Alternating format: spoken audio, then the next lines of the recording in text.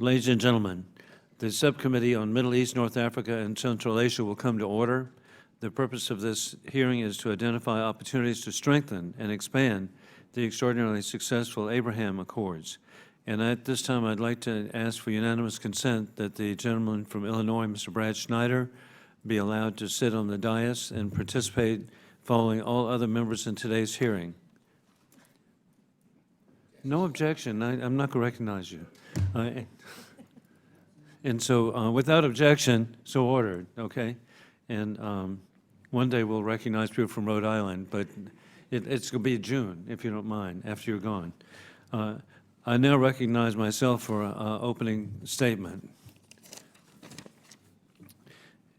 And good afternoon and welcome, and this is really meaningful to me, the first hearing of the Middle East, North Africa, and Central Asia Subcommittee in the 118th Congress, and I'm really grateful ultimately to be serving again with Congressman David Cicilline, who has been the prior chairman, and prior to that, Ted Deutsch, and so it's been a bipartisan experience, and with Dean Phillips, I'm confident it will continue, and then Kathy Manning from the Republic of North Carolina is going to be sitting in today.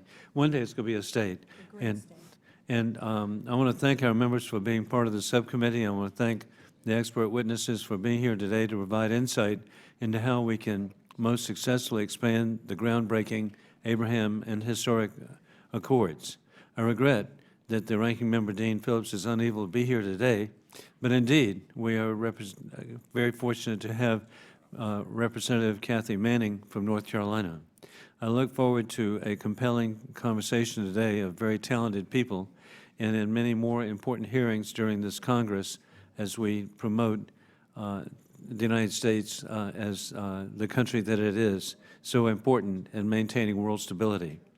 The historic Abraham Accords were one of the most consequential diplomatic achievements of my lifetime and a success of the Donald Trump administration. I was grateful to be present at the signing at the White House. The signing of these accords by the leaders of Bahrain, Israel, and the United Arab Emirates represented the single most significant step towards a stable and positive Arab-Israeli relations since Egypt and Jordan normalized relations in 1979 and 1974, respectively. We have already seen positive results, with Morocco formally joining and Sudan pledging to join the accords in 2021, and additional memorandums of understanding being signed to address issues of mutual concern. These agreements are a win for the region and a win for the United States. For decades, we've known that our friends in the Middle East all have shared interests for mutual benefit. Now, at long last, we can work together collaboratively to protect our countries, share technology and information, and grow our economies, address creating jobs, addressing the threat emanating from the kleptocratic Iranian regime. It's an issue of foremost concern. Both Israel and our Arab allies live under constant threat of Iranian-backed terrorism. Iran continues the enrichment of uranium while testing satellite-launched vehicles and proliferating drones to its proxies, as well as to war criminal Putin to kill innocent Ukrainians. Sadly, the Biden administration still seems to believe that diplomacy via a nuclear deal is possible. You cannot negotiate with those acting in bad faith, as we've seen time and time again. Working with our partners to deter these threats is critical to maintaining peace and stability through strength. The Abraham Accords coincided with Israel being moved into the responsibility of the U.S. Central Command from European Command. Now, our Middle East partners can work together directly with the U.S. military on issues of shared concern, like Iran and the integrated air and missile defenses. After three major countries joining the accords in quick succession, UAE, Bahrain, and Morocco, we hope to see more countries join the Abraham Accords during the Biden administration. Changing minds is hard. Diplomatic breakthroughs are hard. It is not easy to change long-standing policies or public opinions. With all the momentum built up during the Trump administration, there have been at times been questions regarding whether the Biden administration is sufficiently prioritizing the accords. I'm pleased the administration has now embraced the name Abraham Accords. It has also worked to convene Israel and Arab partners to the Negev Forum. This forum is important for helping to deepen the relationships between Israel, UAE, Egypt, Morocco, and Bahrain, and the United States. It shows other countries in the region the positive benefits that can come from a relationship with Israel. In addition to security cooperation, the Abraham Accords have ushered in unprecedented economic cooperation. We're witnessing significant increase in bilateral trade between the signatories, as well as joint projects in technology, energy and infrastructure, healthcare, and tourism. These efforts will undoubtedly yield positive person-to-person results and increase prosperity for all involved. Still, there's more to be done. I hope our witnesses today can speak to the types of initiatives that will be required to bring important countries such as Saudi Arabia into the Abraham Accords. We look forward to hearing from them about more details of how the Accords came to be, how we can strengthen relationships between countries that are parts of the Accords, and how we can bring new countries into these incredible agreements. I want to thank the witnesses for their time and expertise, and I yield to the stand-in ranking member, Congresswoman Manning, for her remarks. Thank you, Mr. Chairman, for calling this important hearing. And on behalf of Ranking Member Dean Phillips, who asked me to fill in for him today, congratulations on holding your first hearing as subcommittee chair. We are all looking forward to working together with you in this Congress. And I want to thank our distinguished panel of witnesses for joining us today to share your expertise. In 1967, the League of Arab States put forward what is often referred to as the 3 no's. No peace with Israel, no recognition of Israel, no negotiations with Israel. Despite these overtures, Egypt was the first country to break ranks and make peace with Israel in 1979, a decision that cost President Sadat his life. Jordan then followed suit in 1994, and since then, there had been no significant progress on regional peace agreements until the Abraham Accords, in which Bahrain, Morocco, the United Arab Emirates, and Sudan agreed to normalize relationships with Israel. This historic agreement changed the region practically overnight, leading to incredible opportunities for regional coordination and cooperation. With U.S. support, these countries chose to form a forward-looking group of nations in the Middle East focused on building a better and brighter future for their people and a more integrated and secure region. These countries also recognized a common interest in cooperating to counter the threats posed by Iran, the principal source of instability in the region. Iran's advancing nuclear weapons program, expanding ballistic missile and UAV programs, and support for armed proxy groups, including but not limited to Hezbollah in Lebanon, Hamas in Gaza, and the Houthis in Yemen, all pose deep challenges to security and stability across the Middle East. Our partners and allies are clear-eyed about this threat and are working side by side in coordination with the United States to advance their shared security. Israel's integration into CENTCOM marked a huge step towards creating a more secure and prosperous region, and its role in the recent international maritime exercise, along with increased intelligence sharing, communication, and training, have demonstrated significant progress toward a more integrated regional security architecture.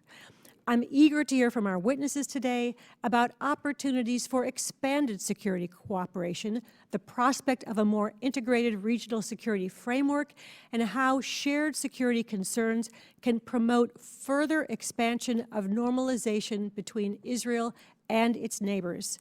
Security cooperation is important, but it cannot be the only leg on which relations between Israel and the Abraham Accords countries stand. The Biden administration has sought to deepen and expand Israel's engagement with its neighbors by establishing the Negev Forum, a new vehicle for implementing the Abraham Accords on a multilateral scale. The forum established 6 working groups on regional security, food and water security, tourism, trade, health, and education and tolerance, areas that highlight shared regional challenges and create opportunities for tangible benefits to the citizens of each country. These buckets have provided a framework to weave together the fabric of the Middle East. For example, the signing of the Israel-UAE Free Trade Agreement aims to bolster economic cooperation between the two countries, bringing trade volume from around $1 billion to $10 billion within 5 years. Increased trade and tourism, investment in technology and health, cooperation on cybersecurity and green energy, the opportunities are seemingly endless. I look forward to hearing from our guests today about how to advance Israeli-Arab engagement, promote greater regional cooperation, and engage the private sector and civil society in this effort.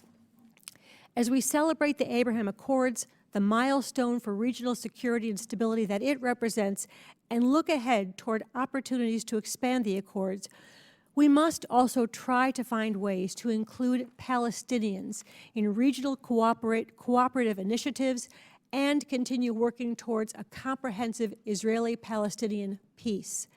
Key additional regional players have indicated their interest in normalizing relations with Israel, but not without significant steps towards peace.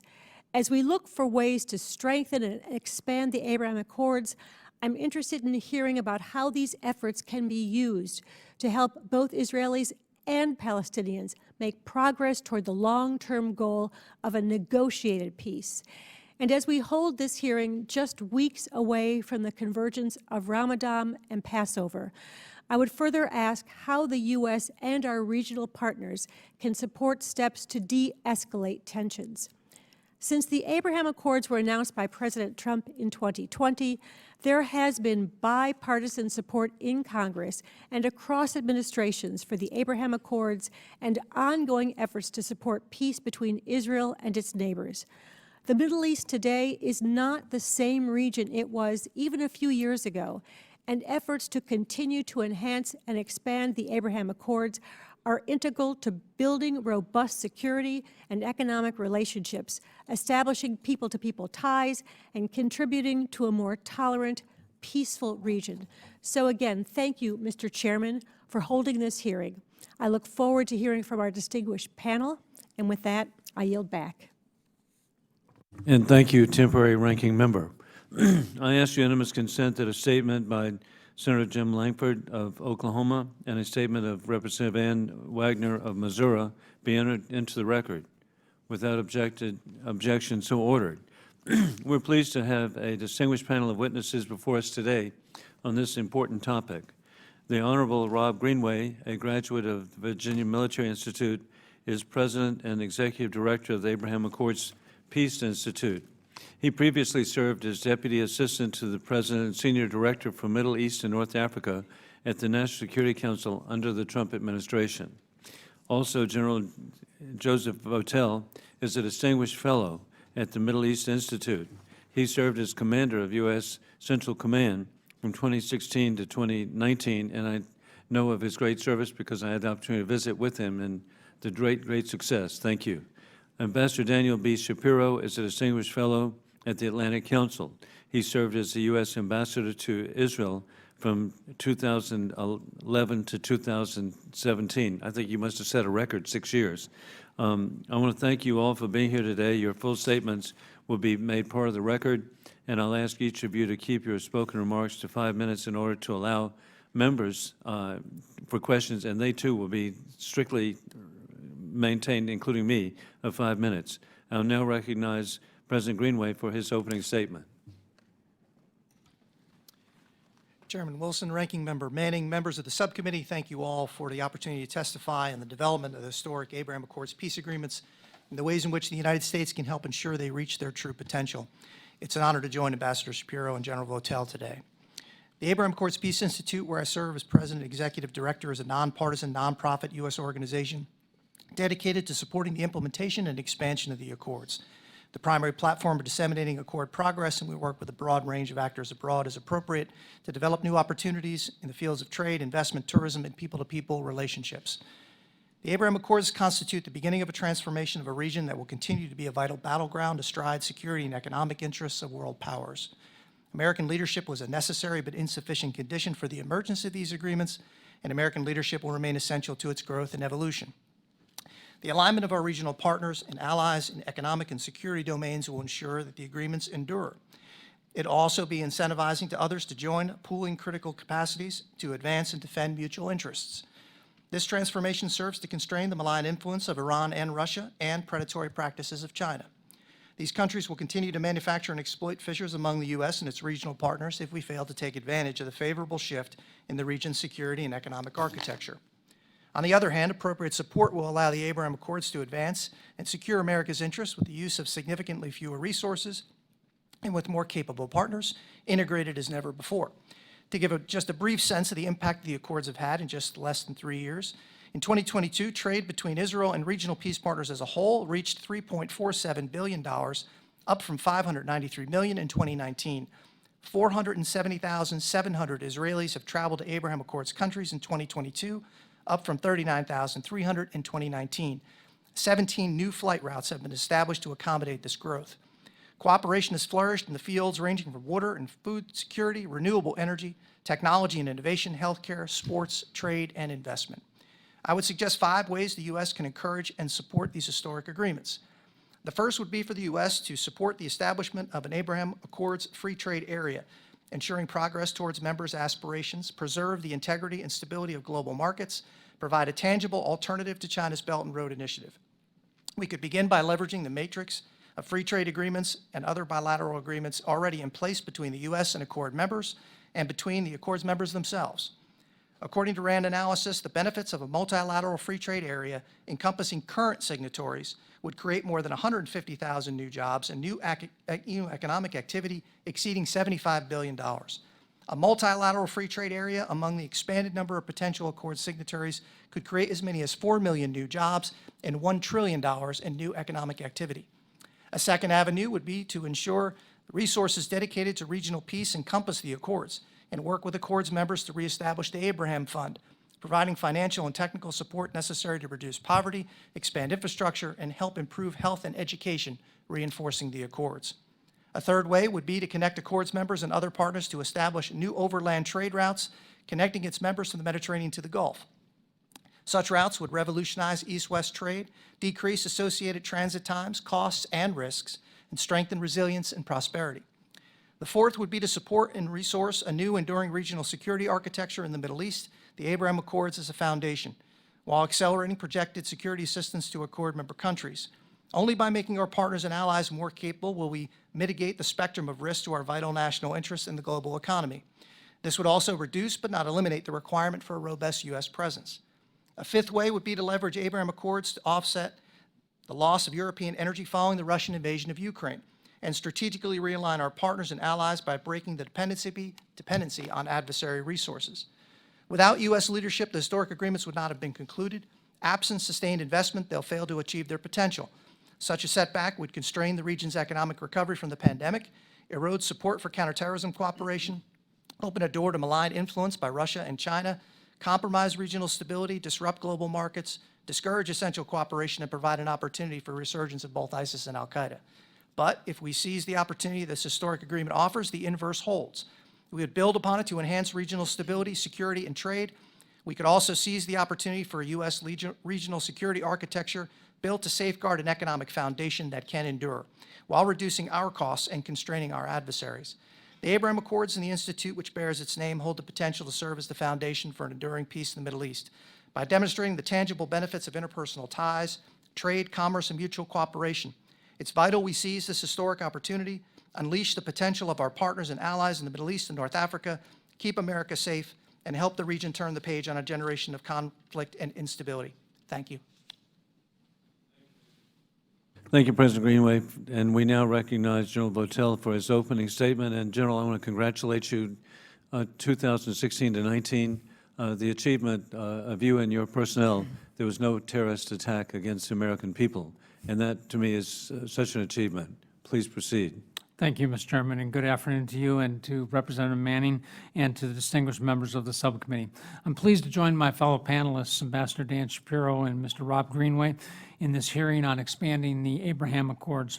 I'm testifying today in my capacity as a former commander of U.S. Central Command and as well as a distinguished fellow at the Middle East Institute right here in Washington, D.C. The Abraham Accords were signed after my retirement and departure from command, as was the decision to include Israel in the U.S. Central Command's designated area of responsibilities. It was my view at the time, and it remains so today, that these accords and the decision regarding Israel were timely and essential steps in promoting stability and security across the region.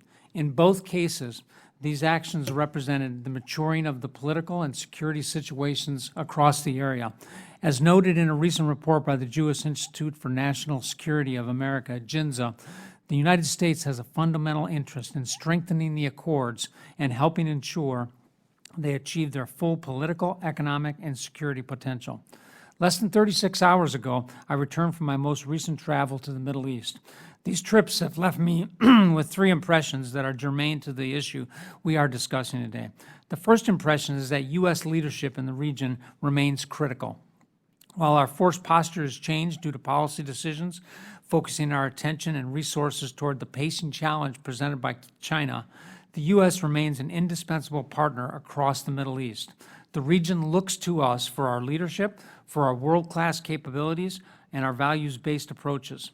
Initiatives like expanding the Abraham Accords are clear examples of things we can and must do to promote stability in a critically important region where we retain enduring interests.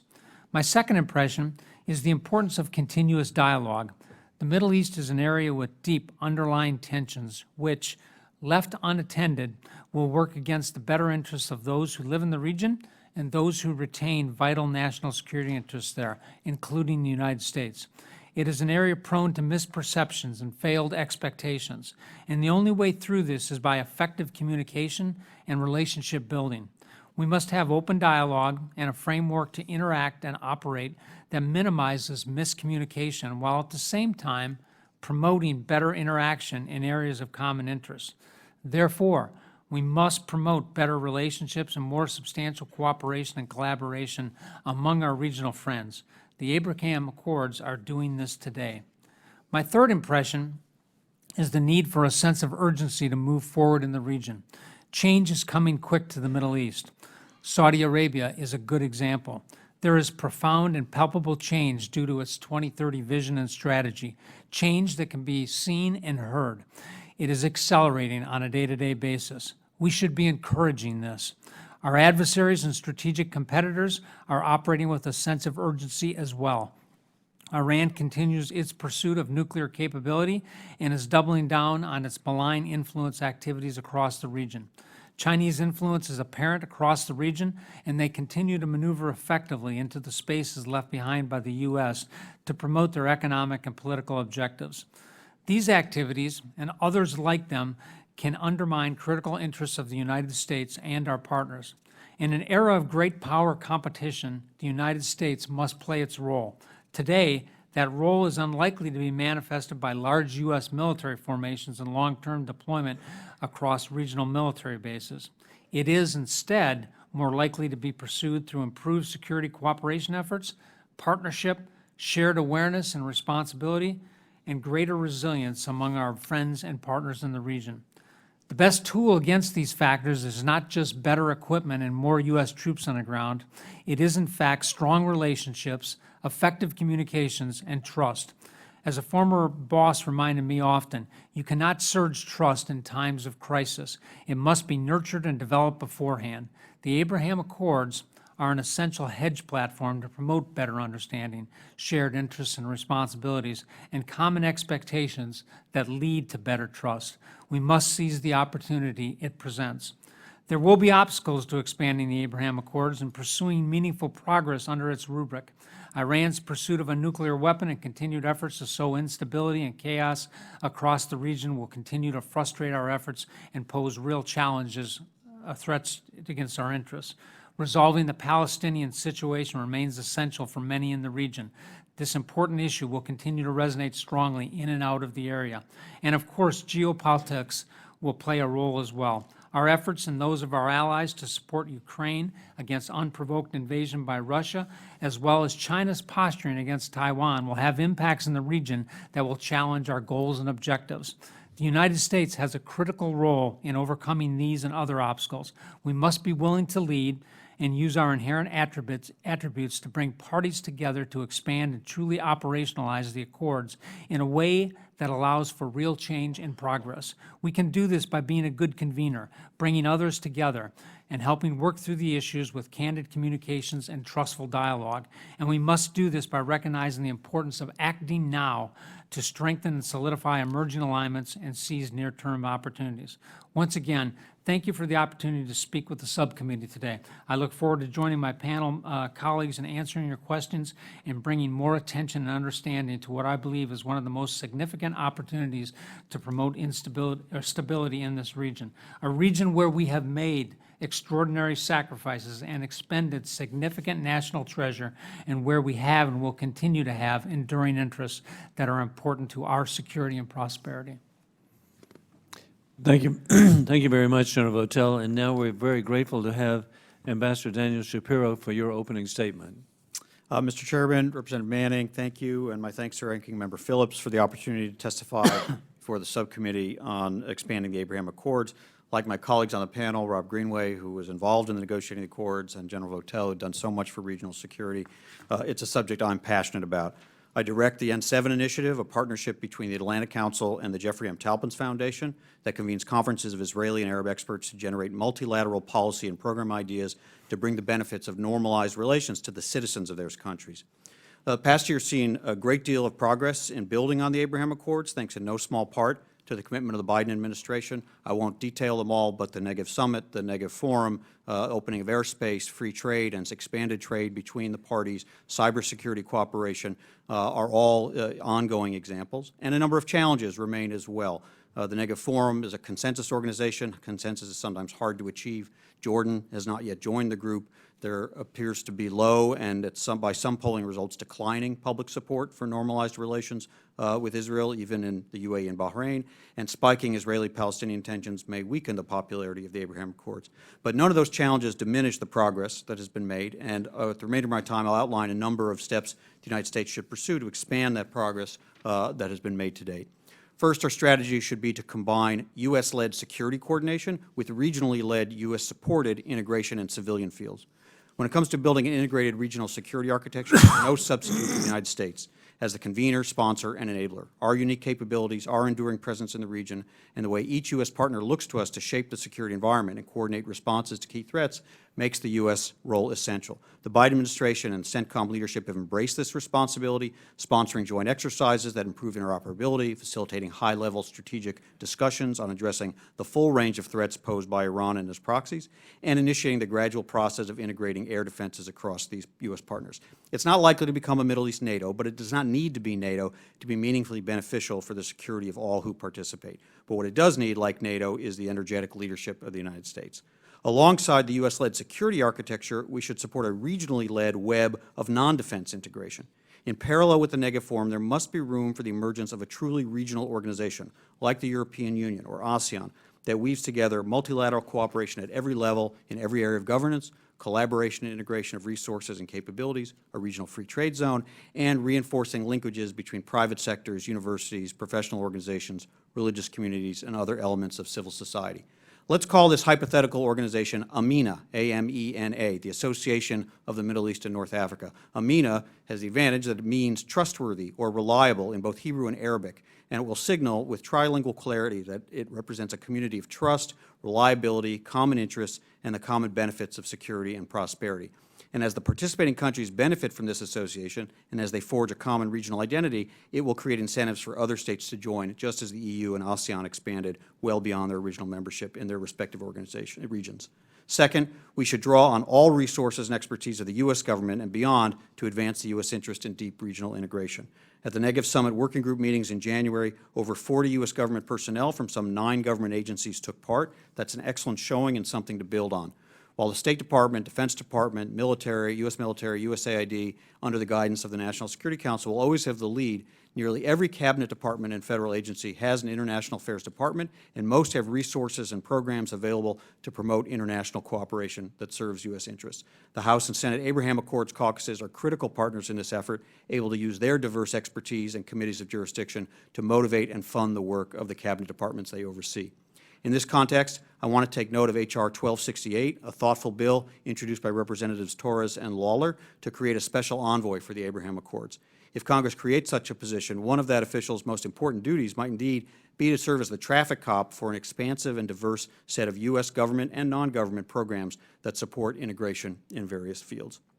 Third, we must give special focus and priority to achieving Israeli-Saudi normalization while recognizing that it will take time and may advance in phases. Clearly, such an agreement would have many transformational effects, given Saudi Arabia's centrality and influence as a leading nation in the Arab and Islamic world. In some respects, we see it happening gradually. But I'd caution against the narrative that Saudi Arabia is ready to normalize relations with Israel tomorrow as long as the United States provides the right quantities of weapons, security guarantees, or civil nuclear technology. Saudi-Israeli normalization is certainly in the United States' interest, and we should be prepared to contribute, as the United States has done in nearly all previous Arab-Israeli agreements, but it cannot be divorced from the U.S.-Saudi relationship, nor from other U.S. interests that we must protect. If, in fact, the United States would be expected to provide a range of benefits to Saudi Arabia at the time normalization occurs, there will also be things the United States needs from the Saudis, such as their commitment to stable oil markets and not to act in ways that run counter to core U.S. interests regarding Russia and China. A Saudi-Israeli deal is also unlikely to require nothing of Israel, especially in periods of heightened tensions with the Palestinians. And the U.S.-Israel dynamic will also be complicated. Israel may seek additional security assistance, which the United States has always provided, and the United States may seek from Israel steps to keep a two-state solution alive.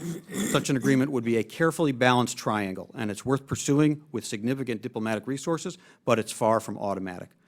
Finally, I'll just endorse Congresswoman Manning's point that it is imperative and there is an opportunity to draw positive energy from the Abraham Accords into the deeply deteriorating Israeli-Palestinian arena.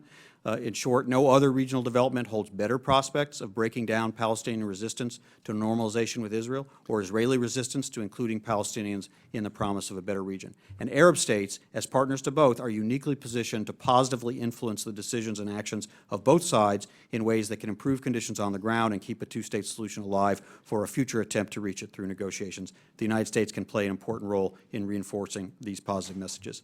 I thank you again for the opportunity to testify, and I look forward to answering any questions. Thank you very much, Ambassador. And indeed, each of you are so important for the American people to promote the developments and stability in the Middle East by your input. And additionally, again, one of the highlights of my service was to be present at the White House when September 2020, when the President signed the agreements, the Abraham Accords. And it was just such a positive experience and a dream come true to see stability so beneficial to all the countries involved in the Middle East. And with that, President Greenway, stability and shared security interests in the historically volatile region is just one of the many ways Abraham Accords has benefited our partners in the region, and by extension, the United States. Abraham Accords countries have made significant commitments in trade, tourism, energy, and infrastructure investments. With U.S. leadership, expansion of the Accords would mean our allies working together in the interests of their countries to the detriment of the predatory Chinese Communist Party and Putin presence in the region. The Chinese Communist Party and Putin engage in debt trapping and expansionism disguised as diplomatic investment and pose a serious threat to the sovereignty and security of the countries that enter into the agreements. With that, President Greenway, what is your view of the strategic impact of the United States and our allies under the Abraham Accords working together to facilitate investment and trade rather than the Chinese Communist Party and Putin? Thank you, Chairman Wilson. An excellent question, perhaps among the most vital. As I alluded to in my opening remarks, there is an opportunity to take advantage of this constellation of U.S. aligned partners and allies. And it is, in fact, at the expense of inroads that China is actively building within the region. And so it is, to a certain extent, a binary question. I would also, I think, remind all of us that the benefit derived from the Middle East has always been principally economic, whereas the evolution of the Carter Doctrine in '79 made the region important because of the necessity of U.S. imports of oil and gas from the region. Now I would argue it's the criticality of those resources to support the global economy, not necessarily the United States. In either case, it's in our best interest to do so. Second, it's China's devoted interest to ensure they have adequate access to energy to sustain their economy and, hypothetically, would sustain any military excursion or operations. They are now dependent upon the Middle East for oil and gas. And that dependency creates a strategic imperative for them to maintain relationships. And so they have prioritized that. And most recently, President Xi managed to convene and hold quite an assemblage of regional heads of state in Riyadh during his recent visit. I would argue that if we don't prioritize our engagement, we would cede natural partners and allies and a critical strategic objective of our own and allow the Chinese to benefit greatly from it. The inverse, I think, is also true in that we do require stability of the global energy markets. Our partners and allies are well situated to help us do that. Secondly, important to look at the region as a transit point for all goods and services moving between Europe and Asia, and a good bit of it moving elsewhere.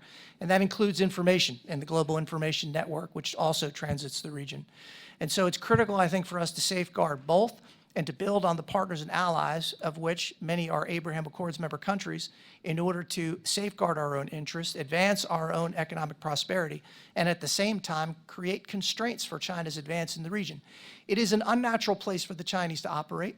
We've been there for decades, generations, to build, as General Votel referenced, the trust required to do business and to gain, I think, progress in the region. The Chinese don't have that advantage. And so I think it is our advantage, certainly, and I think it's in our best interest to do so. And the Chinese recognize it. Most importantly, our partners and allies in the region eagerly want the United States to play this role as we once have. And so I think they would welcome our efforts on their behalf to integrate the region more effectively, and it would serve our interest and theirs. Thank you very much. And General Votel, in November 2021, the U.S. Fifth Fleet coordinated the first joint military exercise between Bahrain, UAE, and Israel in the Red Sea. And President Greenway is actually correct. The United States has had such a association and affection for the people of the Persian Gulf, actually with the Kingdom of Bahrain, developing the first schools and hospitals there in 1895. And then in 1948, the location of the U.S. Naval Base, which was critical in the victory in the Cold War by having such a presence in Bahrain. And then flash forward, in South Carolina tomorrow, even Congresswoman Manning will be surprised. We are celebrating the delivery of F-16 Block 70s to the Kingdom of Bahrain by Lockheed Martin in Greenville, South Carolina, not the other one. And so, we're and how important that is to see this relationship, and and how it can come together within the next 24 hours. With that, what shared security concerns in the Red Sea, General, help drive the cooperation between Israel and, hey, our longtime and treasured ally of Saudi Arabia? Thank you, Mr. Chairman. It's an excellent question, and my response to you would be the proliferation of autonomous systems is a particular concern for our partners in the region. As many of you will recall, there was a very devastating attack on Abqaiq, the Saudi Aramco facility here a number of months ago that was devastating to the economic prowess of this, and that attack continues to resonate not just in Saudi Arabia, really across the region. So it is effectively addressing the proliferation of autonomous systems in the Gulf that is, I think, of primary concern, not just to the United States, but certainly to our partners.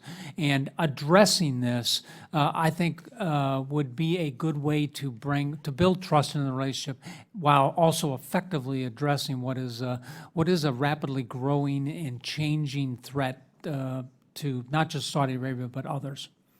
Thank you very much, and I regret my time is up, but Ambassador, I'd love to get your input later in regard to expanding Abraham Accords. Now we proceed to Congresswoman Kathy Manning of North Carolina. Thank you, Mr. Chairman, and indeed, both of our Greenvilles are lovely places. Thank you to our witnesses for your work and for sharing your expertise. General Votel, I want to thank you for sharing the impressions arising from your recent trip to the region. I'm sure as former commander of CENTCOM, you have particular insights into the region and the changes taking place.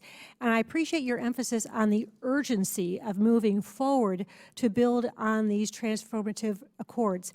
I wonder if you could give us your thoughts about the most significant barriers to moving these accords forward and expanding on the work that's already being done. Thank you, Congresswoman. I think, as I mentioned in my comments, I think there's really three that stand out, and then there are several others. Certainly, Iran and our policy towards Iran, our approach towards Iran continues to be a topic that resonates with our partners in the region. They are looking for a clear articulation of what it is that we are trying to do with Iran and how we are going to bring them to a position where they are not a threat to their partners in the region. So I think Iran is a big one. I do think the Palestinian situation still does resonate in many of these countries, as you're well aware. This is a particular challenge in Saudi Arabia, I believe, because of their role as the custodian of the holy sites.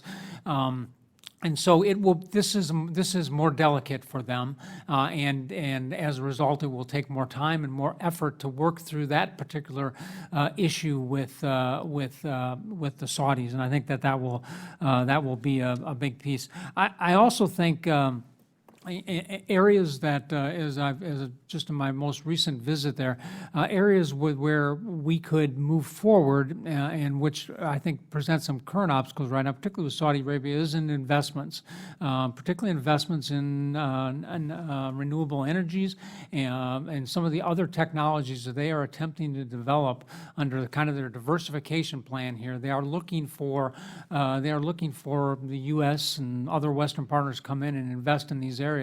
And I don't think that has manifested itself in the way that they had hoped that it would at this particular time. So my point is that I think anything we can do to promote investments in the business community through our capital markets and other things, I think is important to demonstrate resolve here.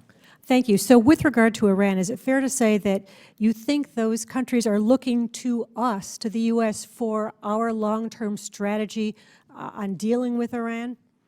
I think they are. I think they are looking for that. They are looking for the long-term strategy of how the United States continues to pursue its interests more broadly across the Middle East, and it's really important to do that. What the narrative that many of them repeat back to me is they hear about our shift to the Pacific and our focus on China, but what they don't hear as well is what we are doing to continue to preserve the interests that we retain in this region. So again, in this matter, clear articulation of our policies, of our approaches, of the things we're going to do and the things we probably won't do are really important for our partners in the region. And with regard to your second point about the Israeli-Palestinian issues, is there a way that you think we can use the positive energy of these accords to encourage the Abraham Accord countries to have a positive impact on improving relationships between the Israelis and the Palestinians?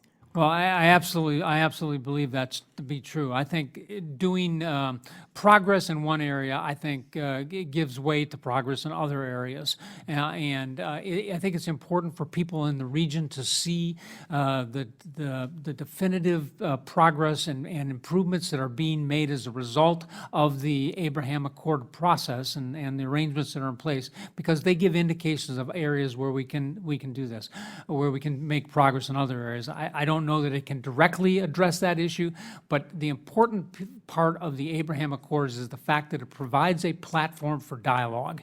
It provides a platform for interaction. It provides a way for the countries of the Gulf and Israel to have candid discussions and to move forward in critical areas that are of mutual interest. Thank you so much. I have about 12 more questions, but in fairness, I will yield back.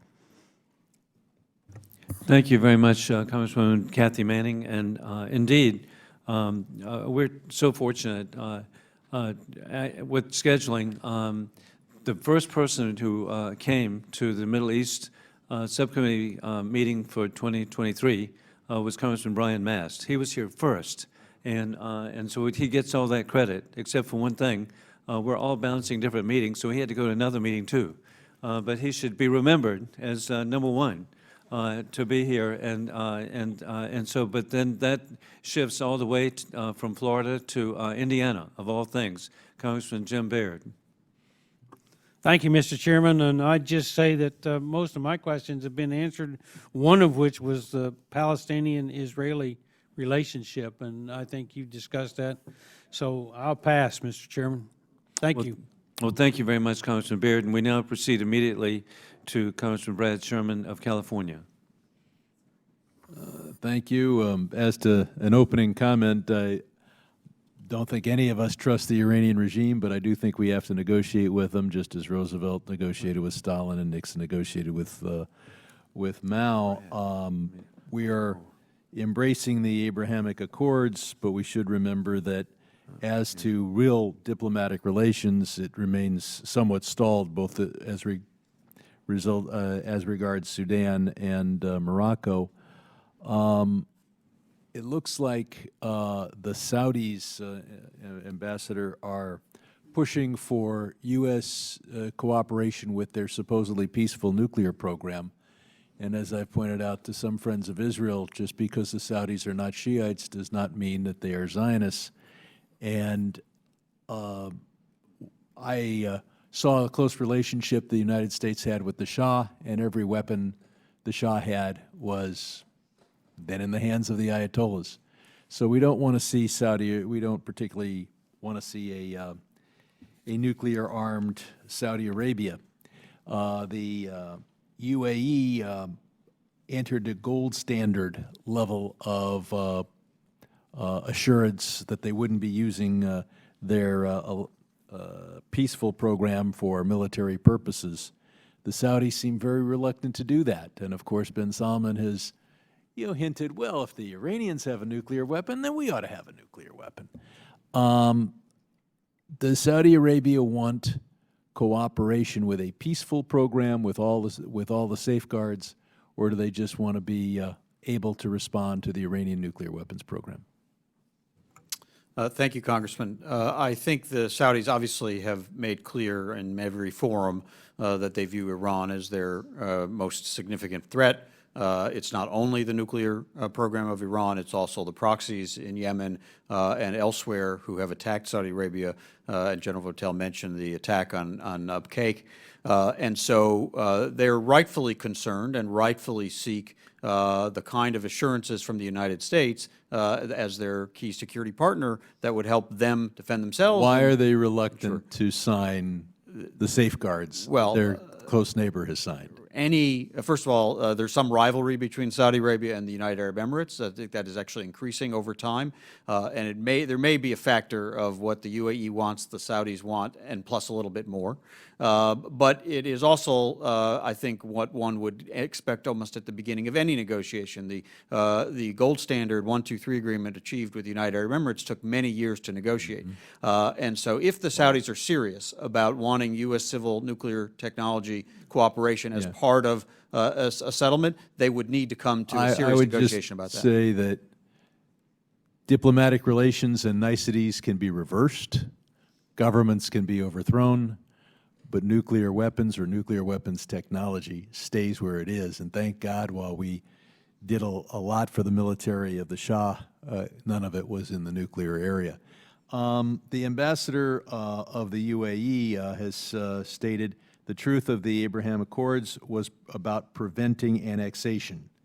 The reason it happened, the way it happened, at the time it happened, was all to prevent annexation. Are we, to what extent does some of the comments made more recently by the Netanyahu regime, government about annexing parts of the West Bank conflict with either the letter or the spirit of the Abrahamic Accords? Well, it is true that at the time that the Abraham Accords were signed, the Emirates did make clear that they expected what was then being discussed in Israel, which was a partial annexation of the West Bank, to be shelved, and there was such a commitment by Israel. So to have some members of the Israeli government speak about de facto annexation or to take actions that might be consistent with de facto annexation, even if it's called something else, obviously raises questions about whether that commitment is upheld. But I think more concerning is whether, of course, it also could mean the death of any possibility of a two-state solution, but how that development would influence and impact the possibility of future expansion of the Abraham Accords. The Saudis may not prioritize the Palestinian issue as their #1 priority in this, nor may other Arab states looking at this, and yet the polling we've seen about the relatively low popularity of the Accords suggests the Palestinian issue is at least part of the reason for that. And if we see two states receding over the cliff and annexation pushing it there, I think that will make it harder to achieve the goal we're all here to discuss. And finally, I'll just point out that in addition to the Abrahamic Accords, the Biden administration's brokerage of an agreement with Lebanon on maritime and exploitation of the natural gas resources, and their negotiation with regard to Egypt and Saudi Arabia and Israel over the islets at the Gulf, at the mouth of the Gulf of Aqaba. They may not be Abrahamic, but they're important. Thanks. Thank you very much, Congressman Sherman. And I'm happy you brought up about the Biden administration's success for the drilling in the Mediterranean, how important that's going to be for the economy of Lebanon, how beneficial it is for Israel, and to show how things connect. And that is that he didn't brag about it enough. The oil that is achieved by Israel is sent to Egypt, of all things, to be refined, to be sent to Italy to reduce any dependency on Putin. And so that was a tremendous achievement of offshore drilling in the Mediterranean.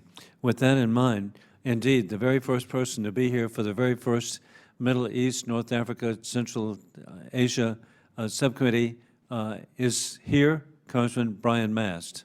Thank you, Chairman. I appreciate it. I want to start with just giving my own personal analysis on the last comments that you made about two-state. You mentioned it briefly, so I'm just going to mention my opinions on it. I think two-state should be left dead. In my opinion, it makes no sense to me that the United States of America work to make a state out of an entity that would have to immediately be labeled as a terrorist state and a state that we would immediately in Congress begin coming up with sanctions for. So personally, that's my analysis of the situation. My question goes to you, General, and it's about what was spoken about, the communication that's taking place, the diplomacy that's taking place, and stability that can take place between different entities. But I want to ask if the Abraham Accords are leading to communication in another place. Right? We have the Abraham Accords taking place. We have a de facto separation between Gaza and the West Bank for 2 decades, let's say. It's well assumed by many that if there were to be a real election held, that Hamas would win a popular election across those 2 de facto areas. Are the Abraham Accords resulting in an increased communication between Gaza and the West Bank to, one way or another, change that relationship from de facto separation to officially separated or somehow united under the PA or united under Hamas or in some other ways? Is it resulting in that over there? Congressman, to be very truthful with you, I'm not sure I can make a conclusion one way or the other on that. Some of the other panelists may be in a better position to comment on that. I think tangentially it could have some influence, frankly, in terms of uniting some folks in those particular areas around certain issues. So I think there may be some tangential issues, but in terms of something more substantive in influence, and I'm not sure. I haven't seen that, and I may not be the best person to conclude that. Thank you, John. And I don't know that we would necessarily see it or that it would be evident to us, but I would certainly welcome the opinions from both of you as well about if you're seeing that. That's something I'm just particularly curious about because I think is whatever wherever people stand on wanting to see two-state or not two-state, or however they see peace, long-lasting peace and stability in that region taking place, that's something that has to be addressed, is that separation of those two entities. And I don't see it being looked at a lot, so I'd be curious to know y'all's analysis as well. Thanks, Congressman. I would say that the direct answer to your question is I don't think that's the case now. I think the perspective of the Accords members before and after the agreement was that they could better contribute to setting conditions for an eventual brokered settlement, whatever that might be, by being a member of the Accords and having normalized diplomatic relations with Israel. And they point to both Egypt and Jordan as examples of this, where their influence over Israel, positive and negative, would contribute to an ultimate resolution, one that they would frankly admit is not currently within sight. And I think there's merit to that argument. Second is I think there's a material way for them to contribute to the conversation and to set conditions. And I think that that has probably not been exploited to the degree to which it could. And one of the ways in which I mentioned up front in my opening remarks, and one of the ways we established early on with the Accords, was a fund to allow Accord member countries to contribute to infrastructure investment within the territories. That was both acceptable to Israel and to the Palestinians and to the benefit of both. And I think there is ample opportunity for that to continue to occur while we're waiting for the resolution of a more difficult political question. Thank you, sir. Congressman, I think the attitude of the Palestinian Authority to the Abraham Accords has been very disappointing. They, of course, have called it a betrayal and essentially boycotted it. Of course, Hamas, that rules Gaza, is a terrorist organization that rejects Israel's existence. They're obviously not going to be a party. I do think there are different views among the Palestinian people, a younger generation, business people, people who are open to the idea that Palestinians could benefit and contribute if they were participating in these dialogues. What I hope is that we will see, we try to do this in our programs, but I think the Arab states that have normalized with Israel, the UAE, Bahrain, Morocco in particular, are well positioned to be conveners in forums where both Israelis and Palestinians participate, look for ways to cooperate, develop some personal relationships, lower suspicion. That may not get us to the resolution that I would like to see of a two-state solution or any resolution of the conflict, but it would certainly lower the barriers to an eventual resumption of negotiations and some kind of resolution by developing this. I think these Arab states have more influence in that arena than they may realize they do, and that we should encourage them to use it. I appreciate you all taking the time to testify today, and I yield no time back because I have no time left. Thank you very much, Congressman Brian Mast. And we now proceed to former Chairman David Cicilline. Thank you, Mr. Chairman. I congratulate you on your first hearing as chairman of this important committee, and thank the witnesses for being with us today and for your testimony. I think we all recognize that the Abraham Accords was really an important and historic breakthrough on building and maintaining peace in the Middle East through new and extended regional cooperation.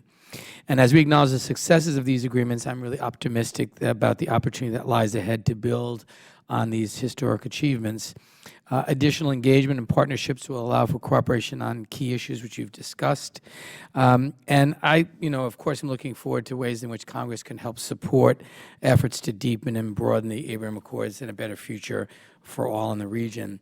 As you mentioned, Ambassador Shapiro, one of the main impediments to expanding the Abraham Accords has been the Israeli-Palestinian issue, and Saudi Arabia, Kuwait, Qatar, and Oman have all indicated to various extents their interest in stabilizing relations with Israel, but not without significant steps towards peace.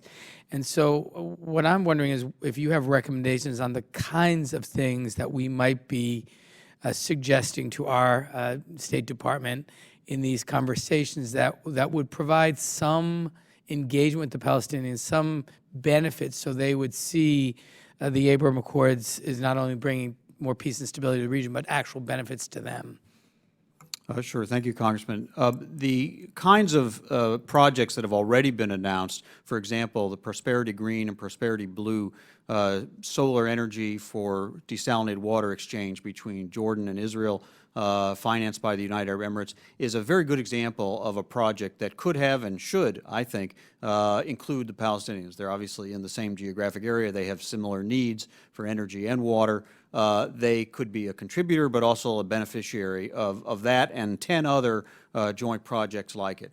I discussed the idea that the UAE can be a convener of the kinds of exchanges where Israelis and Palestinians outside their own immediate environment can actually meet with their mutual Arab partners to do business deals, to do development projects, to do education initiatives.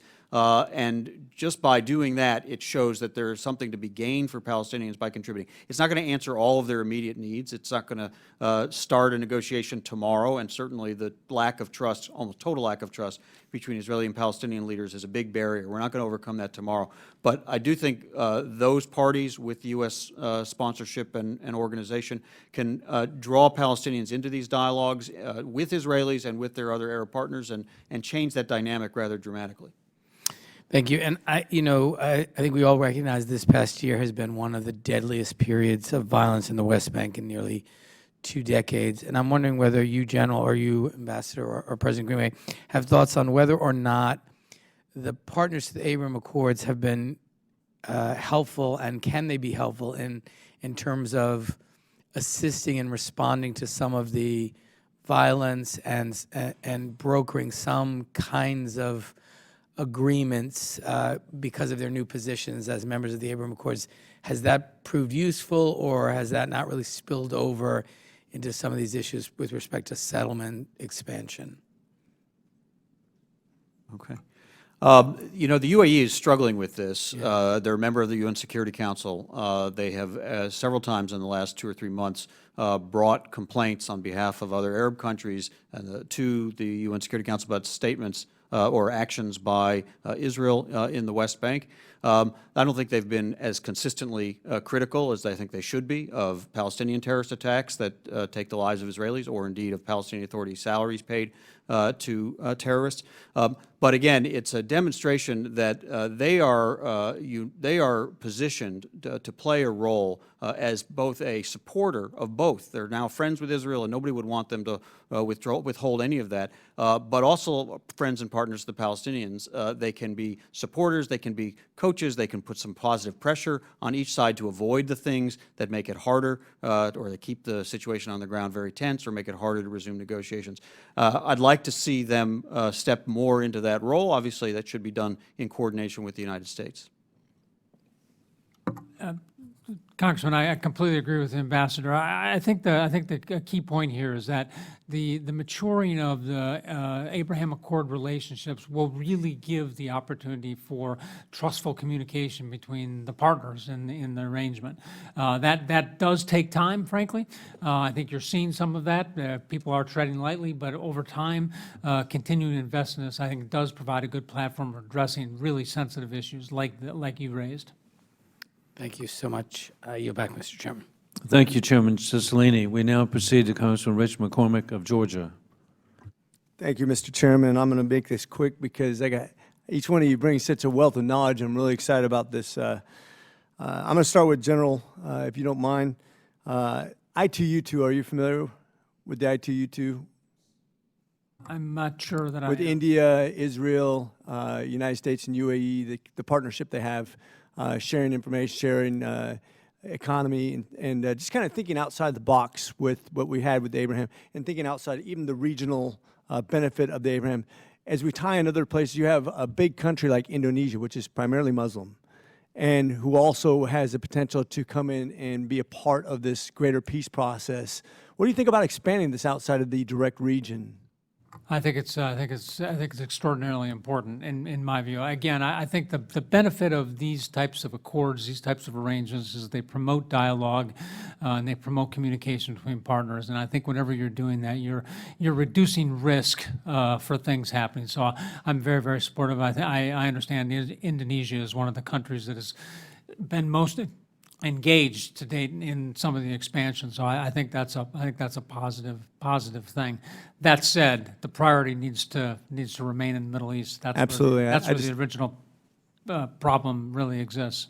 Perfect, and I agree with you. Power in numbers, especially with such a large population of the Muslim community coming on board in that peace process.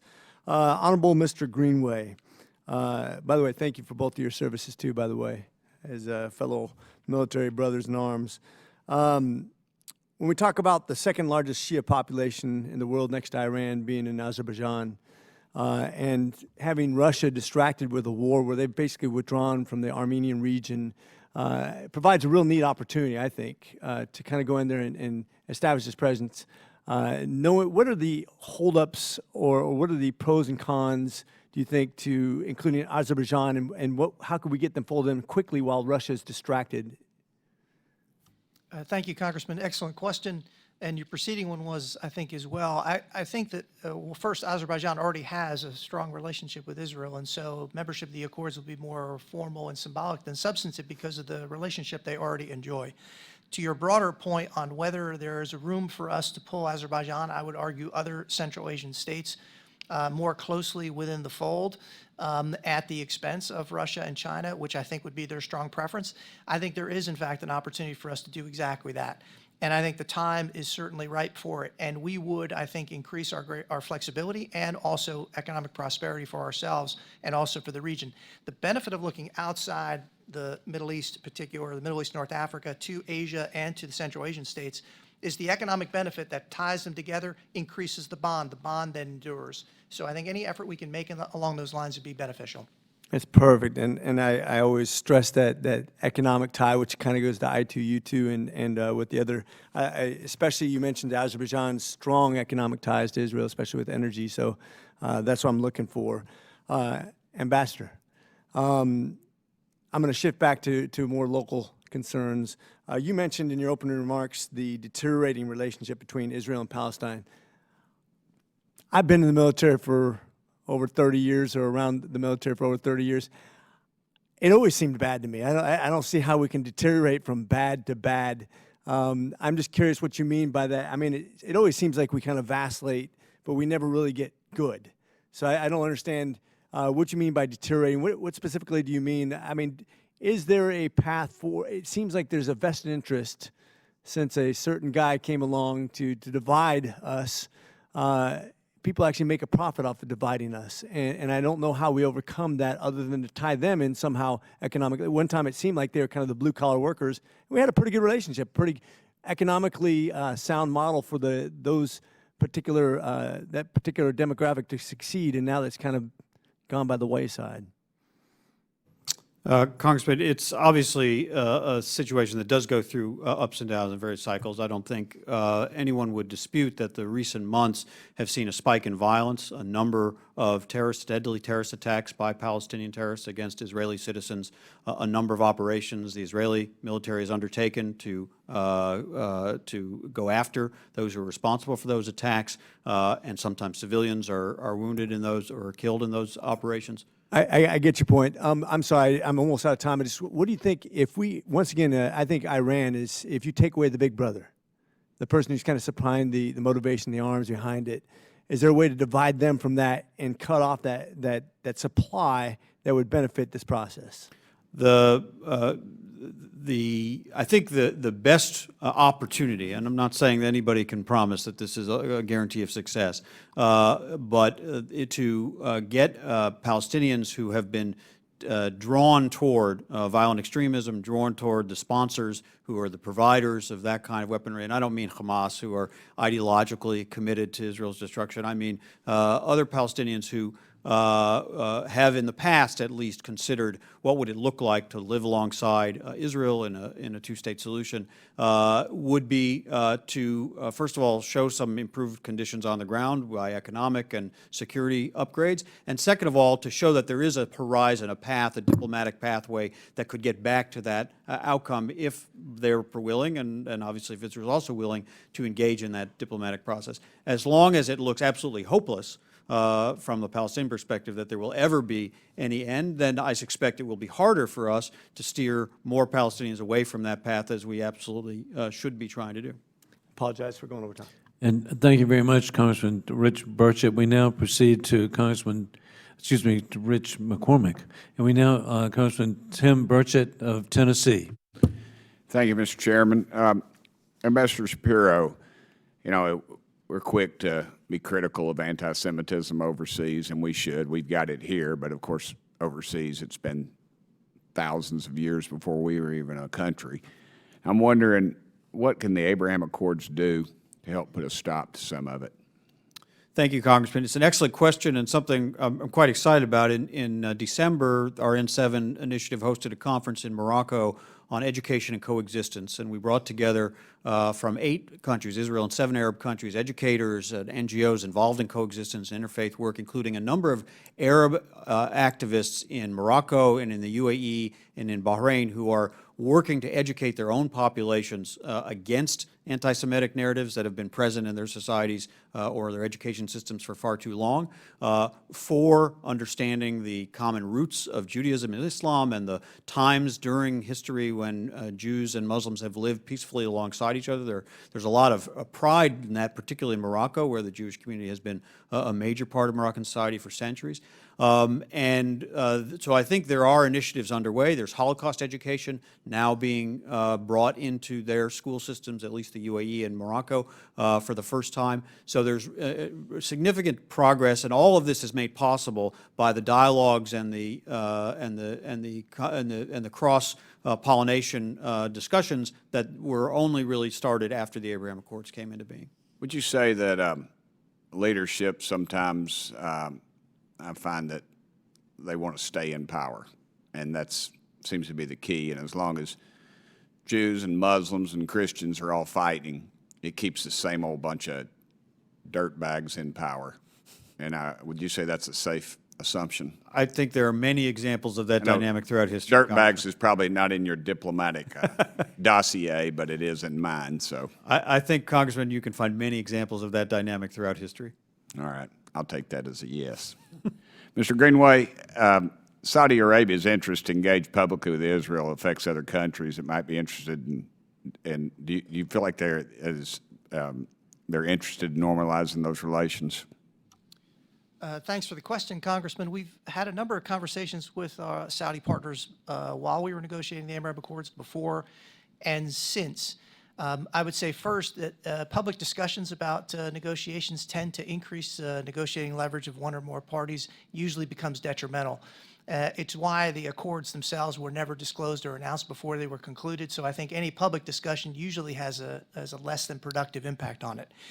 My private and conversations and what has been, I think, disclosed publicly generally comports with the conclusion that this is really about the Riyadh-Washington relationship and has a lot less to do with the relationship with Israel.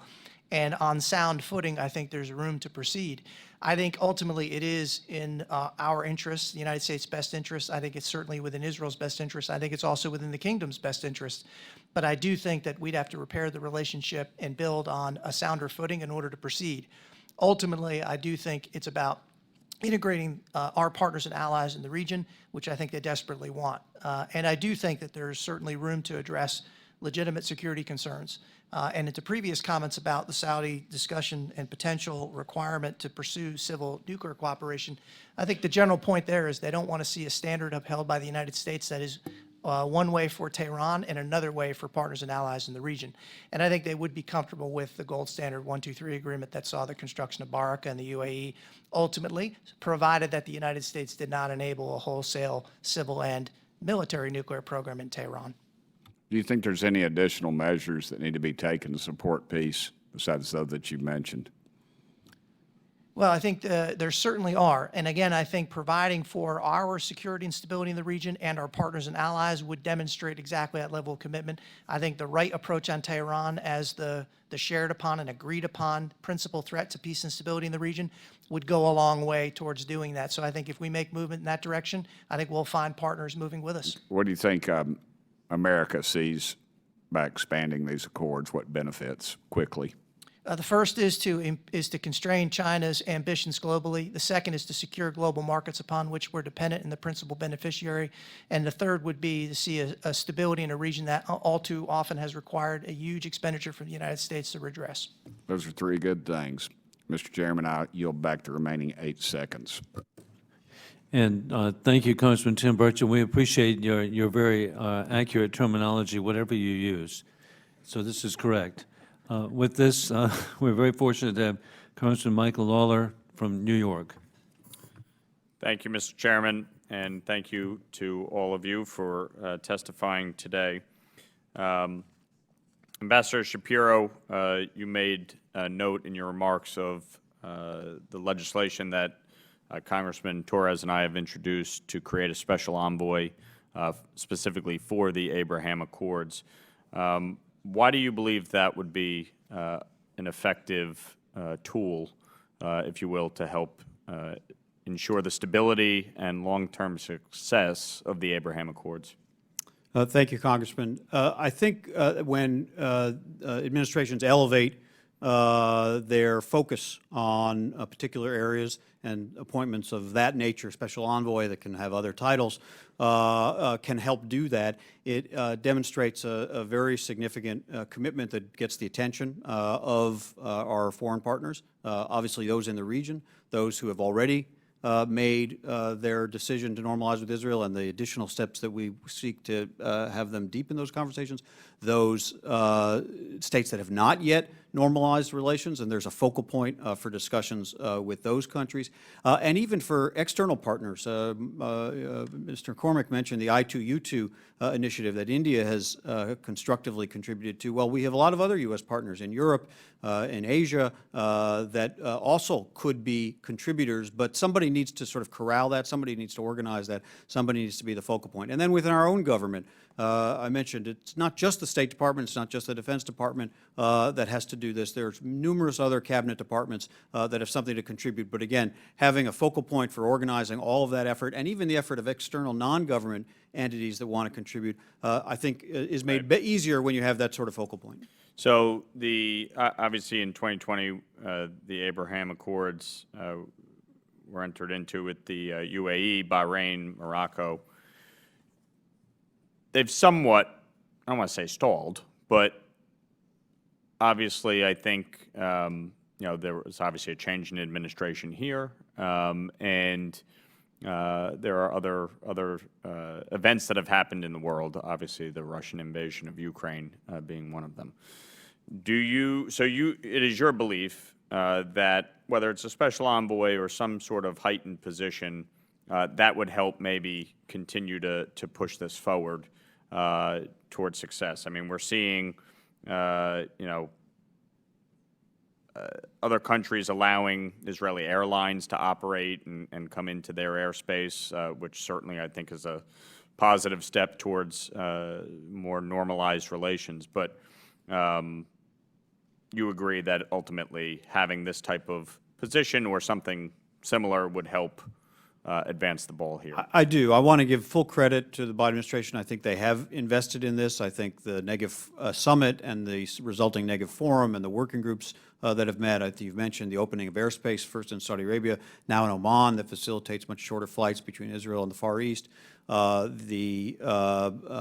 of the other visits and the I2U2 and some of the other engagements that the United States has helped sponsor all result from good work, good diplomatic work. But again, you can do even more when you have a high-level focal point within our own government and dealing with foreign governments. What additional countries would you, and just if you could name them, not just in the interest of time, but what additional countries would you like to see ideally enter into the Abraham Accords? Of course, Saudi Arabia is the biggest prize, but probably one of the most difficult. I think Oman, Mauritania, Qatar, and Kuwait are all possibilities. And outside of the region, Indonesia, Somalia, Niger, and Malaysia are also legitimate candidates. Okay.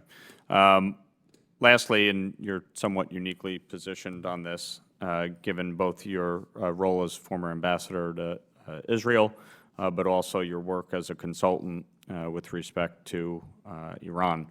How do you think the administration's approach towards Iran and their efforts as recently as last year to restart the Iran nuclear deal impact the Abraham Accords and the potential of other countries like Saudi Arabia to really engage with Israel? Well, one thing Israel and a number of these Arab partners, those that have normalized, those that have not, agree on is that they disagree with the United States. They disagreed at the time the JCPOA was signed, and they disagreed with the Biden administration's approach. But I think that, to try to re-enter it, but I think that ship has largely sailed. I don't see an opportunity to go back into that deal. Things that were possible or necessary in order to do it, or I don't think are possible anymore in light of Iran's oppression of its own people in the protests and arming of Russia in the war in Ukraine. So I think we're in a new phase. Just so I'm clear, is it your position that the United States should not try to restart? I don't think it's even an option at this point. I think we're in a new phase where deterrence, and that's something that the United States, Israel, and a lot of these air partners can agree on, is going to be a central portion, a central component of a new Iran policy, obviously drawing certain lines about things that Iran might do, hopefully will not do, but if they would do, would draw a response of one kind or another from one or a coalition of these partners. So I think there's actually a new opportunity, mostly because of Iran's behavior and Iran's refusal to try to return to that agreement and then do all of these other destabilizing things to coalesce a more unified U.S. and regional policy to deal with Iran. Thank you. Mr. Chairman, thank you for the additional time. And thank you very much, Congressman Michael Lawler. And also, I'm really grateful that we have the co-chairman of the Bulgaria caucus here, Congressman Brad Schneider. Thank you, Mr. Chairman, and I want to personally thank you for allowing me to join the committee hearing this morning. I want to thank our witnesses, first and foremost, for your service to our nation, all three of you in different ways. We are grateful to you as a country, and for your time here and your commitment to the Abraham Accords. I have the privilege of being one of the co-founders and co-chairs of the bipartisan, bicameral Abraham Accords caucus, and I think that is a reflection of what we do, what you do, in this fundamental belief that the Abraham Accord Caucus are one of the most bright things we see coming out of the Middle East. It is something that we as a nation should be extraordinarily proud of, being the facilitator of this Accords a couple of years ago, and something that we need to be completely committed to. As you have touched on, we need to make sure that we are deepening the roots of the Accords in the countries that have signed the Accords today, while at the same time, I would argue, working to help it branch out in two ways that you've touched on. One, bring more countries in. Saudi Arabia obviously would be very welcome. But Ambassador Shapiro, as you touched on, reaching out to Europe, building relationships with Asia, and making sure that this becomes a centerpiece of diplomacy and opportunity. In that vein, I think one of the challenges we face is demonstrating the value of the Abraham Accords, first to the decision makers in the region and around, but also critically to the people living in these countries, that they see the benefits of the Accords, and to demonstrate U.S. commitment to the region and through it, that commitment to the Accords. So I'll start with you, Ambassador Shapiro. How do we work to make sure that the people living in the region see the value of the Accords, and that they see the U.S. commitment to the region and to the Abraham Accords itself? Sure. Thank you, Congressman. The Negative Forum obviously is one effort to try to come up with projects and proposals that will go beyond the leadership level but show benefit to the public in the different sectors: energy, health, water, and food, et cetera. The problem is the Negative Forum is a consensus organization. It moves very slowly. It takes time for the ministers to meet again and ratified work done at the working level. And so there's a lot of proposals, but very little has actually been implemented. Those things that have been implemented haven't been region-wide. They've been sort of between individual countries. UAE-Israel Free Trade Agreement. I mentioned the Prosperity Green and Blue Israel-Jordan-UAE Agreement. We're, as I said, at the Atlantic Council, trying the N7 initiative to bring together a track 2 or track 1.5 component to run parallel to the Negative Forum, so that a broader community of experts can build a network, develop ideas and, for projects that really are focused precisely on that. How does a citizen of one of these countries feel that they have a new educational opportunity, a new better health care, better access to water and food security than they did before and because of these agreements? So there's a number of ways. It requires a lot of investment by expertise. It requires money, of course, some from government, some from private or foundation or philanthropic entities. But that really needs to be the focus going forward. General Votel, let me turn to you. And just to refresh her, we actually spoke about a year and a half ago, mutual friend Al Goldstein, so it's good to see you here. But I'd love to have your thoughts on this as well. Yeah, absolutely. Just to build a little bit on that, I think one of the most important things that could take place is the promotion of people-to-people exchanges and contact between the countries. Obviously, tourism provides an opportunity for this, but so does exchanges for education purposes, for business purposes, for healthcare, for technology exchanges. I think these are extraordinarily important, and people in each of the countries who are parties to the agreement will begin to see this. And so I think this idea of promoting people-to-people exchanges, certainly there's a series of exercises and other things that are taking place in the Gulf and in the air over the Gulf and in a variety of areas. A demonstration of an effective defense against a threat certainly I think is something that needs to be emphasized in the region, and again, people will begin to see that. All right, thank you. And Mr. Greenway, I'll give you the last word. Appreciate it, Congressman. Excellent question. I think we spend a lot of our time on implementation. There have been over 260 agreements between the Accord member countries, and we spend most of our time connecting ministries, departments, agencies, public and private institutions to execute these. Academic exchanges, including Scholars and Fellows Program, athletic events, which will encompass some of the first international Abraham Accords-based international athletic events this year, an agricultural initiative between the Accord member countries, actually putting shovels in the ground in Sudan this year, expanding cross-border trade by expanding the infrastructure, and as you mentioned earlier, bringing external support to this. We've worked hard to build caucuses in the UK, in France, in Germany, in Brussels, in Hungary just this past week, and soon we hope in other countries as well, and in Asia, in order to leverage that support. So implementation and follow-through on agreements that already been achieved, I think will go a long way towards cementing the ties, demonstrating the benefit to people, and encouraging others to join. Great, thank you. And let me just emphasize, I agree with everything you said. General Votel, you talked about people-to-people. We've had the chance here with the caucus to meet with the ambassadors from the Abraham Accords countries, Israel, UAE, Bahrain, Morocco. It's very important. And if I can, Mr. Chairman, we're working to try to get a trip to the Abraham Accords country, and would love to try to work with you on that as well. And with that, I yield back. And thank you, Chairman, co-chair of the Abraham Accord Caucus, you've had so many chairmanships, it's hard to keep them straight. But I just want to, that's terrific. And in fact, you're doing so good, we're going to have a second round.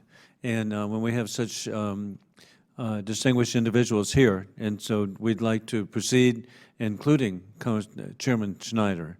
So we, at this time, Ambassador Shapiro, the normalization of relations between Israel and UAE, Bahrain, Morocco, and Sudan have been an historic accomplishment during the Trump administration, benefiting all of the Abraham Accords countries and the United States. At this point, what roadblocks might be stopping more Arab countries from joining the Abraham Accords? And if you could review again the benefits that signatories have made since normalizing relations. Thank you, Mr. Chairman. The benefits, I think, are flowing on a regular basis. There are already people-to-people exchanges that General Votel mentioned, although room for vast expansion of those. They're the beginnings of educational exchanges, Israeli students studying at Arab universities and vice versa. There's room to dramatically expand that as well. There is a free trade agreement between the UAE and Israel, and a dramatic increase in bilateral trade between them, and negotiations on an Israel-Bahrain agreement. And then, of course, there are the various things that those governments sought from the United States. Again, something that the United States has always done in Arab-Israeli peacemaking, which is make a contribution. The UAE sought a particular weapon system. It hasn't actually followed through on that, but that was a part of that agreement. Morocco got the recognition of Western Sahara. So they, of course, seek something in their own interest in addition to what they get out of the relationship with Israel. I think other countries, of course, look at some of those negotiations and they look for the right moment. They look for the question of whether they, too, would be in a bargaining situation with the United States. I think we need to expect that with any country that comes forward. They also, I think, look for the moment when they would find this to be something they could most easily absorb in their own political systems. That's where the tensions between Israelis and Palestinians that have increased have also, I think, been have the potential to slow additional countries from coming into the fold. Thank you very much. And indeed, President Greenway, it's just been awesome to see the agreement between Lebanon and Israel. I can't even visualize how important that is for the offshore drilling of oil and natural gas, environmentally sound, how important it is to back up a country that should be great, but it's not, is Lebanon.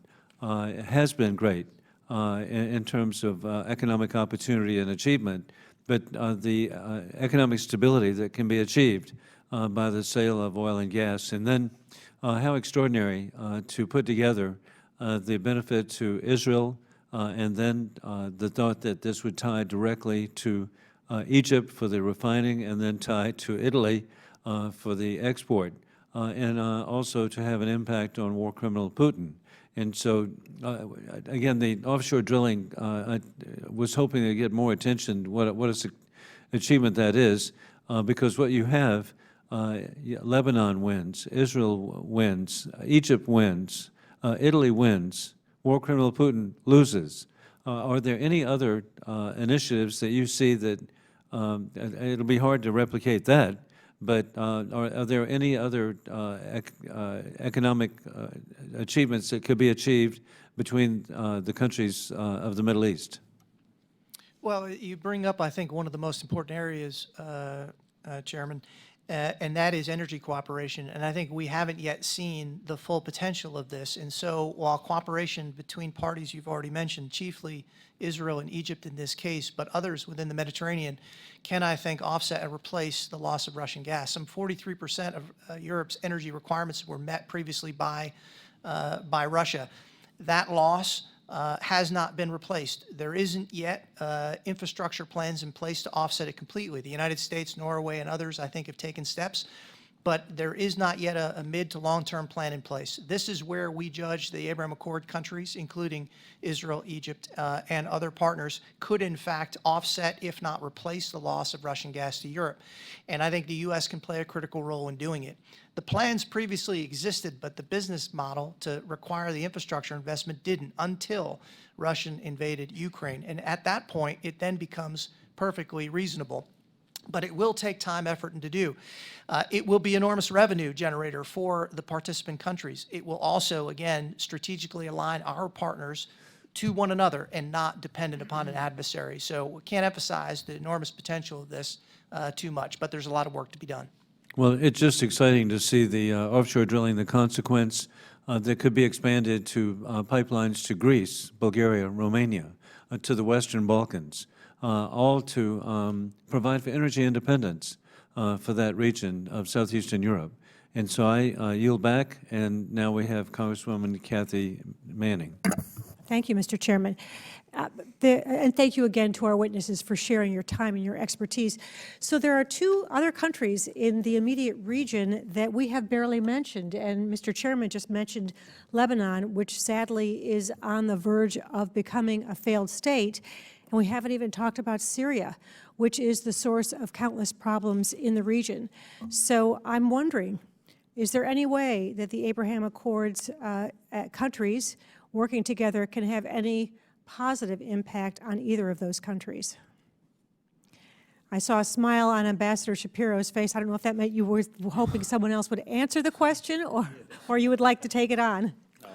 Well, I think I think it's an excellent question, Congresswoman, and I think the security and defense cooperation between Israel and other countries in the region, particularly those that are involved in this, I think does increase the opportunity to in place measures that can have an impact on Iran's ability to move their lethal resources closer to Israel.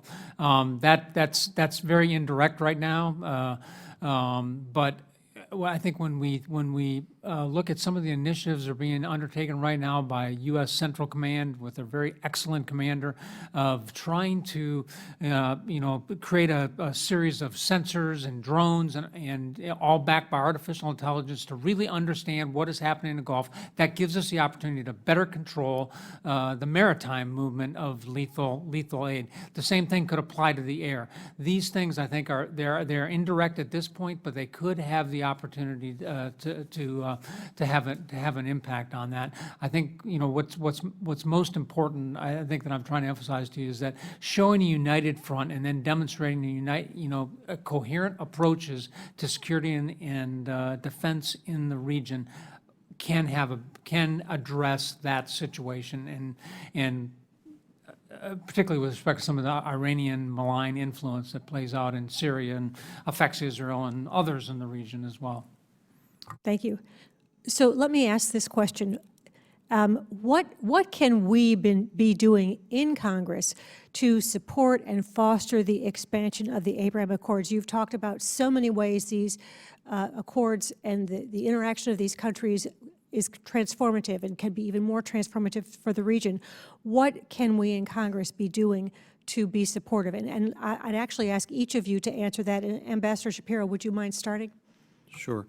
Thank you, Congresswoman. I think that, first of all, the establishment of the Abraham Accords caucuses in and of itself demonstrates that this is a cause that deserves bipartisan, sustained investment and support rather than being the province of one party or one administration. And I think that's very, very important. The visits that a number of members have already made, and Congressman Schneider referenced additional visits that will come, are an opportunity to go and talk directly to those leaders and people and explain why it is that the United States sees its own interests and the interests of its partners served by doing this. And then, as I also indicated, there's more than just the negotiations that the State Department sponsors, more than just the security cooperation that the Defense Department and the military lead on. Almost every department of the U.S. government has an international affairs program, has something to bring to it, things as diverse as USTR's expertise on trade negotiations, the U.S. Holocaust Memorial Museum's ability to bring curriculum on Holocaust education, the Center for Disease Control's ability to share, provide information and networks for sharing about future pandemics.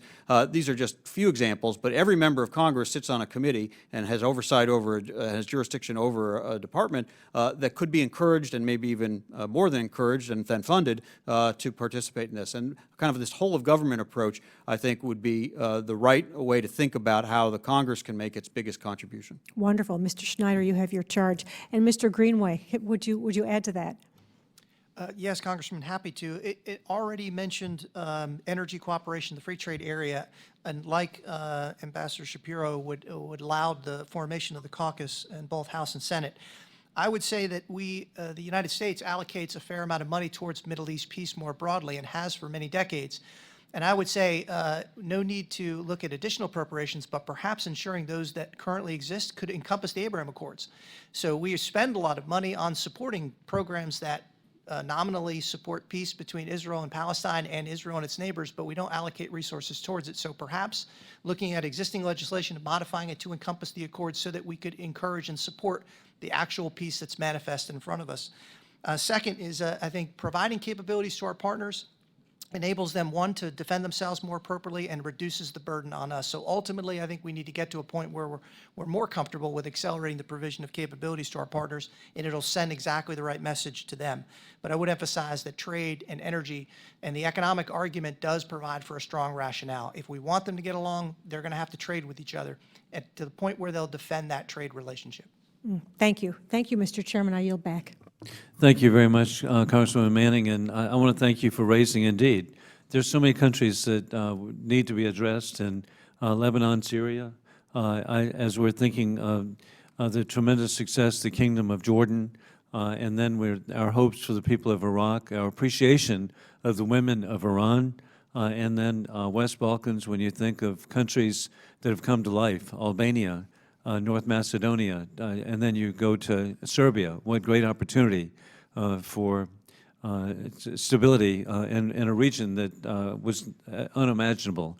And so with that, I want to proceed. And our last questioner is going to be, of course, somebody extremely important, because he's the Abraham Accords co-chairman, Brad Schneider. Thank you, Mr. Chairman. And General Votel, let me go back to what you put in your opening remarks, but the importance of U.S. leadership and the question I asked earlier, the demonstration of U.S. commitment to the region. And start with you, but I'll ask the whole panel. What should we be doing to demonstrate our commitment and leadership in the region? And I'll give one leading aspect to it, the idea of coordinated defense, sharing of information, collaboration across systems. Yeah, thank you, Congressman, or Mr. Chairman. These are areas in which we have extraordinary expertise within our military and across all services. And so, in helping our partners develop better shared awareness systems, being able to share information among themselves, as we have been able to do very effectively, I think is one of the ways that we can help our partners become more resilient and more self-reliant in looking after their own defense. So sharing our lessons learned, sharing our practices, putting our leaders into a place where they can advocate for these types of approaches, I think are really important. I also think an area where we could provide some additional help is in the area of security cooperation. Candid discussions with our partners about the capabilities that they need and should be acquiring, I think, are extraordinarily important. And this, I think, has been a long-time challenge in the region. And so this is an area where we can actually demonstrate some leadership. And then finally, just the ability for us to bring people together, to be a convener.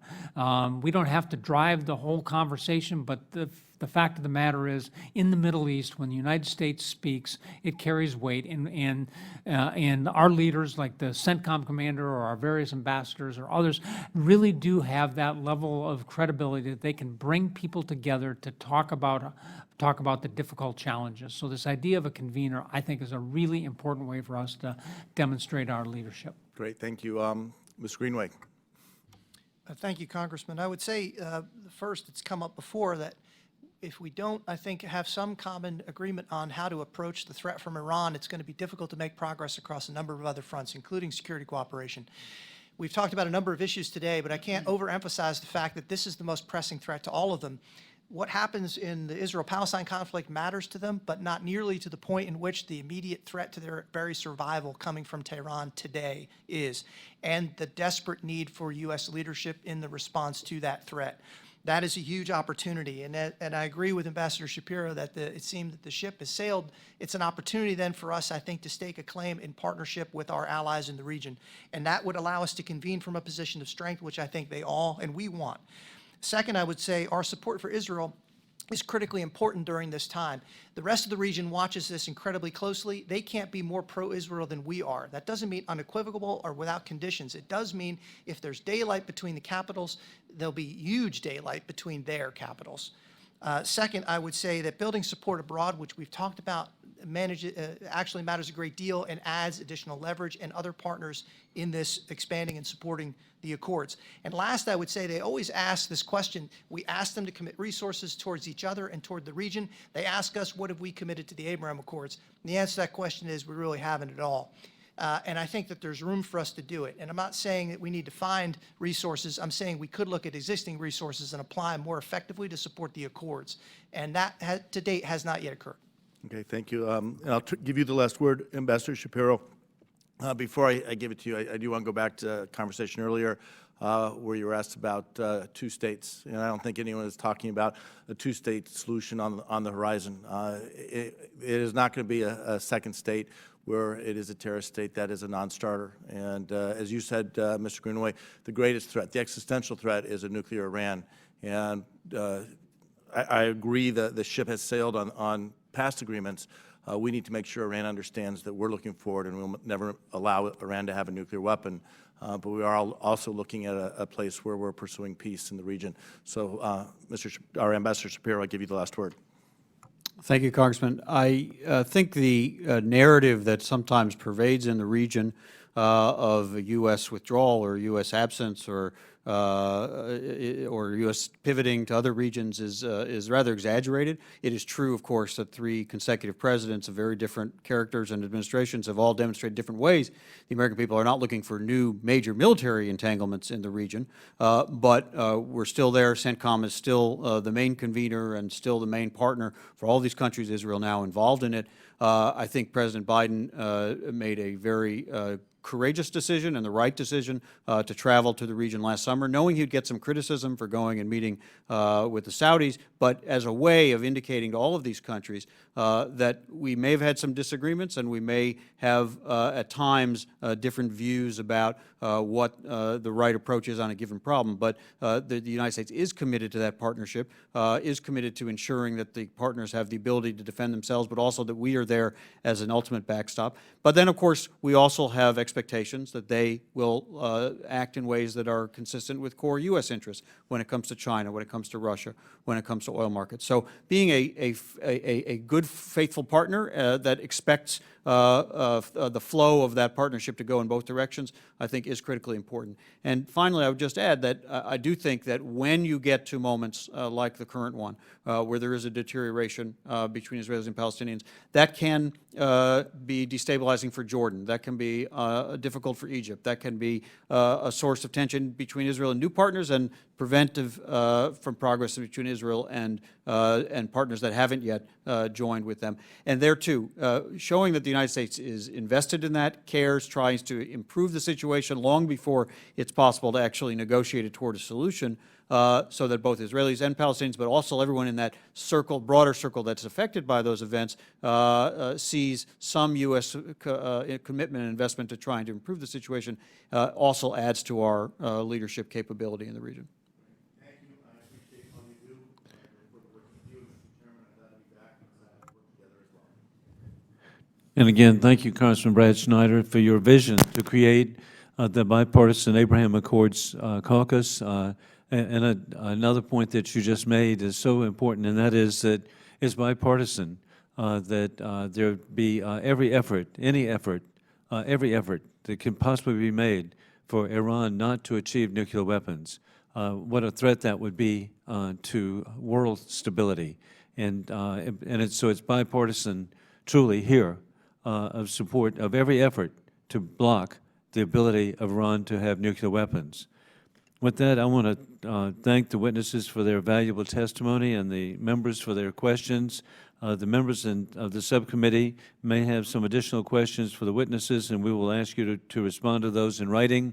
And with this, we are adjourned. You survived. I survived. Hey, hey.